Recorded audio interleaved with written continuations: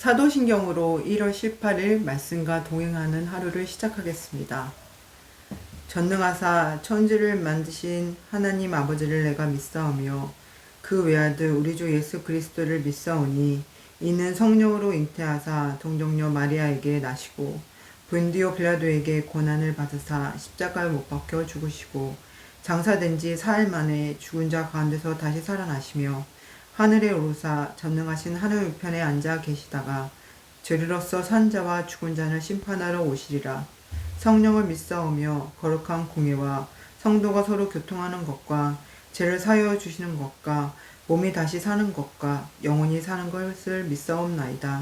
아멘. 이 시간 함께 은혜를 나누고자 하는 말씀은 가늠한 여인에 대한 이야기입니다. 이 말씀은 원래 요한복음의 일부가 아니라 이후 추가되었다는 논란이 학자들 사이에서 있어 왔고 현재는 이를 사실로 인정하고 받아들이고 있습니다. 하지만 그 정당성에 대한 논란에도 불구하고 본문이 가지는 메시지의 중요성이 모든 논란을 상쇄시킵니다. 본문 말씀은 성적인 것에 대해 예수님께서 개방적인 태도를 가지셨다는 표면적인 의미를 넘어서서 죄에서 자유하지 못하는 전 인류에 대한 예수님의 자세와 그에 대한 요구의 메시지를 가지고 있습니다. 이 이야기는 서기관과 바리새인들이 예수님을 잡으려고 세심한 주의를 기울여 만들어 놓은 함정이라는 것에서 시작을 합니다. 가늠하던 그 현장에서 바로 잡힌 여인이 예수님 앞에 끌려 나옵니다. 율법은 돌로 치라는 판결을 내리고 있다고 그들은 주장을 합니다. 그리고 예수님께서는 이 여인에게 어떻게 하라고 가르치실지 모두가 예수님의 입에 귀를 기울이고 있습니다. 이 함정은 교묘한 것입니다. 만일 예수님이 돌로 쳐 죽이라고 하지 않는다면 율법을 범하게 되는 것으로 스스로 이단임을 인정하게 되는 것이고, 그래서 유대 지도자들이 예수님의 가르침을 거부하고 그를 핍박하는 것이 정당하게 되는 것입니다. 반면에 정해진 율법에 따라 돌로 치라는 판결을 내린다면 예수님을 따르던 많은 무리들이 가졌던 예수님에 대한 생각들, 즉 가난하고 억눌리고 병든 자를 위한다는 예수님의 이미지가 사라지게 되는 것입니다. 그러나 예수님을 함정에 빠뜨리기 위한 시험에 예수님의 반응은 의미심장합니다. 아무런 대답도 하지 않으시고 몸을 굽히시고 손가락으로 땅에 무언가를 쓰셨습니다. 예수님께서 무엇을 쓰고 계셨는지는 알 수 없지만 이는 율법의 연장선에서 자신의 율법의 완성자로 오셨음을 드러내는 상징적 행동입니다. 땅에 글을 쓰시는 예수님의 손은 하나님의 손인 것입니다. 누가복음 11장 20절 말씀을 보면 내가 만약 하나님의 손을 힘입어 귀신을 쫓아낸다면 하나님의 나라가 이미 너희에게 임하였느니라 라고 말씀합니다. 예수님의 손이 곧 하나님의 손이라는 말씀은 예수님께서 당신을 하나님과 일치시키는 것입니다. 따라서 땅에 글을 쓰시는 예수님의 손은 곧 하나님의 손인 것입니다. 시내산에서 돌판에 쓰였던 율법은 하나님의 손으로 친히 쓰여진 것입니다. 따라서 예수님께서 가늠한 여인에 대한 판결을 앞두고 땅에 당신의 글을 쓰신 행동은 당신이 신적 권위를 상징적으로 드러내는 행동일 뿐만 아니라 율법의 완성자로서 하나님의 손으로 쓰여진 율법의 연장선에서 백성들이 마땅히 지켜야 하는 완성된 율법을 선포하는 행동인 것입니다. 그리고 그 내용은 너희 중에 죄 없는 자가 먼저 돌로 치라는 것입니다. 율법을 어기지도 않고 죄에 대해 타협하지도 않고 그리고 사람에 대한 이해와 긍휼함 역시 놓치지 않는 완벽한 대답인 것입니다. 예수님의 대답에 그 누구도 돌을 던지지 못하고 하나 둘씩 사라져 버리고 마침내는 예수님과 여자 단 둘만이 남게 됩니다. 그리고 예수님은 그녀에게 처음으로 말을 건네십니다. 나도 너를 정죄하지 아니하노니 가서 다시는 죄를 범하지 말라고 말씀하십니다. 예수님의 이 말씀은 당신이 이 땅에 오심은 죄를 정하고 심판하고자 하심이 아니라 모든 죄된 삶을 돌이켜 거룩해 하여 구원하고자 하심이라는 선포인 것입니다. 죄에 대한 묵인이 아니라 죄에서 돌이켜 거룩한 삶으로의 요구인 것입니다. 예수님은 당신 자신이 바로 율법의 완성이라고 말씀하시는 것입니다.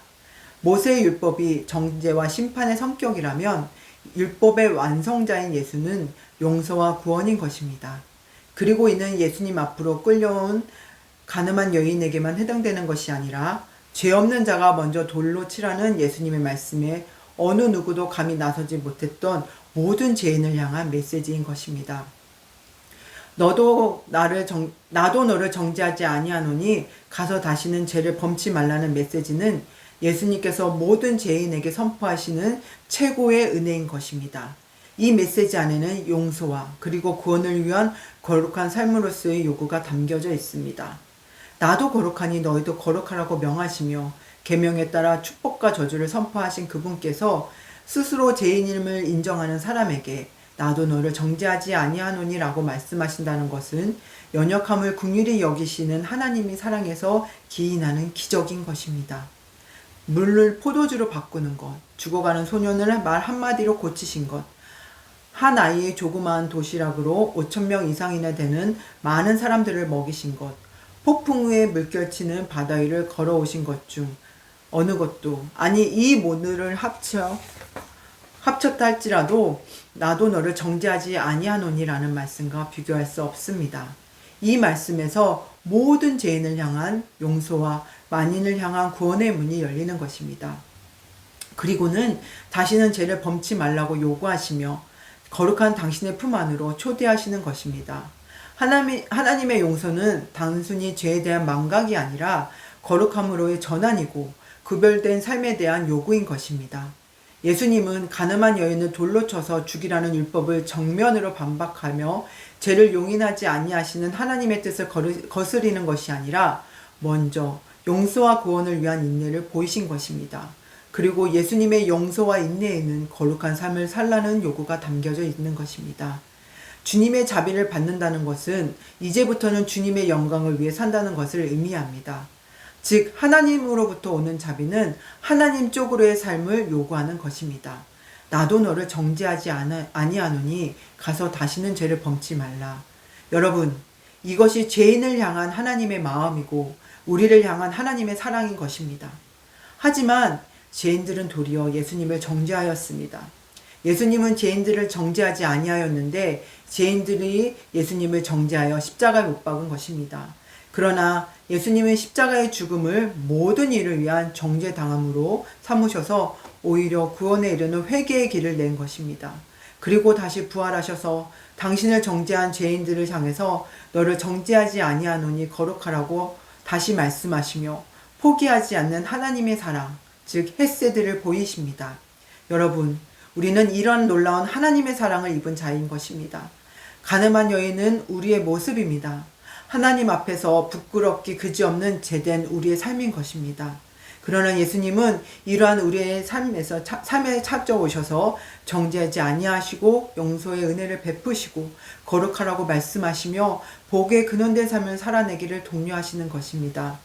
비록 연약하고 부족하여서 늘 예수님을 배반하고 가늠한 여인의 모습으로 그 앞에 끌려 나오기를 반복할지라도 그때마다 정죄하지 아니하노니 다시는 죄를 짓지 말라고 말씀하시며 인애를 보이시고 우리의 삶을 끝까지 붙드시는 것입니다. 우리 모두는 이러한 은혜를 입은 삶입니다. 우리 스스로 떳떳하고 우리의 삶이 충분히 정결해서가 아니라 가늠한 여인의 모습처럼 부끄럽기 그지없고 흠결로 가득 차 있는 불의한 걸음이지만 그럼에도 불구하고 정죄하기보다는 용서를 베푸시고 진노하시기보다는 인내를 보이시며 거룩한 걸음을 걸을 수 있도록 포기하지 아니하시고 도우신 하나님의 자비를 매일 입기 하나님의 자녀로 예수님의 제자로 세상의 복의 근원으로 오늘을 살아갈 수 있는 것입니다. 여러분, 앞서 언급한 대로 하나님으로부터 오는 자비는 하나님 쪽으로의 삶을 요구한다는 것을 명심하시기 바랍니다. 하나님께서 죄인된 우리를 정죄하지 아니하시고 거룩한 삶을 살아내기를 바라시는 하나님의 인내이심을 명심하시기 바랍니다. 우리가 충분히 능력있고 떳떳해서 하나님의 자녀로 일컬음을 받고 복의 근원으로 세워지고 예수 그리스도의 제자로 오늘을 사는 것이 아니라 정죄하시지 아니하시는 하나님의 사랑과 우리의 연약함이 인내하시는 하나님의 긍휼과 그리고 거룩한 걸음을 걷기를 바라시는 하나님의 인내로 인함인 것입니다. 그러니 겸손함으로 매 순간을 감사하고 거룩한 제자의 삶을 살아내기 위해 깨어 몸부림침으로 매일매일 예수 그리스도가 이룬 율법의 완성을 구원의 길을 걷는 여러분이길 소망합니다. 다 함께 기도드리겠습니다. 하나님, 내가 거룩하니 너희도 거룩하라고 말씀하시고 더 이상 정죄하지 않는다고 죄를 짓지 말라고 하신 하나님의 인내의 사랑을 기억합니다. 우리가 우리의 가진 것으로 의롭다 칭함을 받지 않은 것처럼 하나님의 헷세드의 은혜를 기억하게 하시고 오늘 하루 제자된 삶으로서 복의 근원으로서의 삶을 넉넉히 살아낼 수 있도록 은혜 허락하여 주시옵소서. 예수님의 이름으로 기도합니다. 아멘.